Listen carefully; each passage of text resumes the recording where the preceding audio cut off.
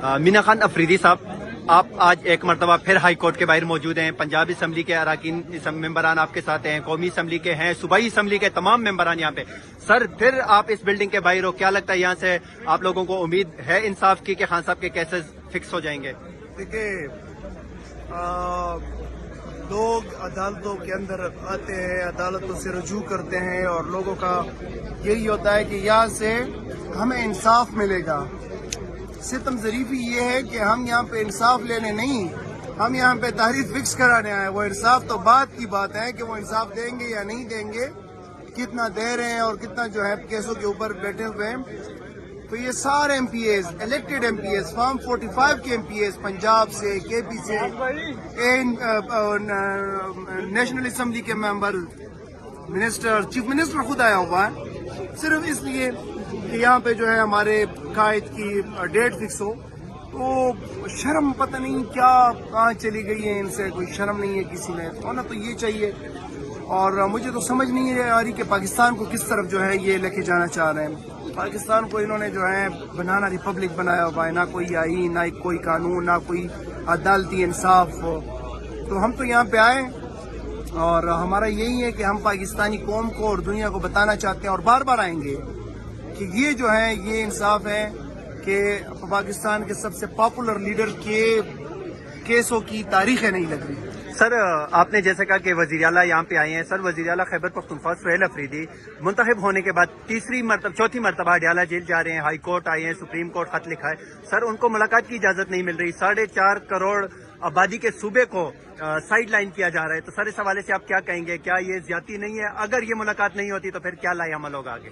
देखिए, पहली दफा जब आया था प्रॉपर उन्होंने खत लिखा सीएम साहब ने, फिर प्राइम मिनिस्टर ने अपना और जो उनकी वो था वो बताया कि मैं पूछ के बताता हूँ। तो पूछ के अभी तक नहीं बताया कि आया उन्होंने उनको इजाज़त दी है कि मिलने दो या ना दो। तमाम फोरम्स, सूबाई assembly, high court Islamabad, supreme court की चीफ जस्टिस को, कल जो है नेशनल असम्बली भी गया, हाई कोर्ट के सामने आता है, अडयाला के सामने जाता है चीफ मिनिस्टर, लेकिन वो मिलने नहीं दे रहे। खाइफ हो चुके हैं, वो डर रहे हैं इमरान खान से, इमरान खान के इंतखाब से। उनको यही कहता हूँ कि कब तक आप इसको दबाए रखेंगे, कब तक जो है आप मिलने नहीं देंगे। और दुनिया आपकी असलियत जान चुकी है, आपके कोखलेपन की असलियत जान चुकी है। दुनिया को पता है, पाकिस्तानी कौम को पता है कि आप खौफ के अंदर मुब्तला है।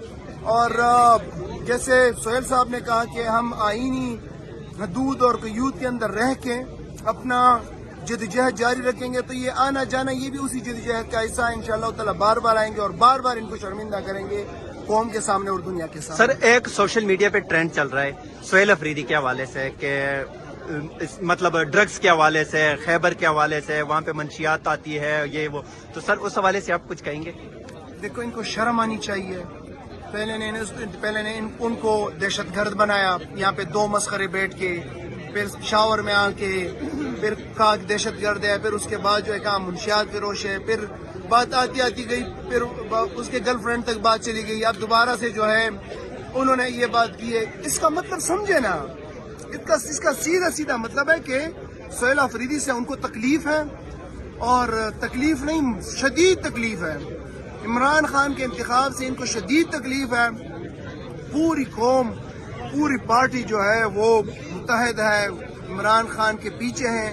तो अब वो सोच रहे हैं कि ये इमरान खान ने एक नौजवान को ला के वज़ीर आला की सीट के ऊपर बिठाया, जिसका इनके पास कोई हल नहीं है। आईनी तौर पे उसको गिरा नहीं सकते। उन्होंने उसका रास्ता रोकने की कोशिश की, रास्ता रोक नहीं पाए। वो जो है वो कहता है मैं इमरान खान के बगैर, ना मेरी पॉलिसी है ना मैं कोई इकदाम करूंगा। इमरान खान जो कहेगा वही मेरी पॉलिसी, वही मेरी डायरेक्शन। तो वो तकलीफ तो होगी, खारिश भी होगी। तो वो खारिश जो है गुजारने के लिए जो है कभी मुंशियात, तो कभी गर्लफ्रेंड थे, कभी कुछ थे, कभी कुछ। मेरे ख्याल में इस हद तक जाना चाहिए कि जिस हद तक फिर बंदा जो है ना फिर अफोर्ड भी कर सके।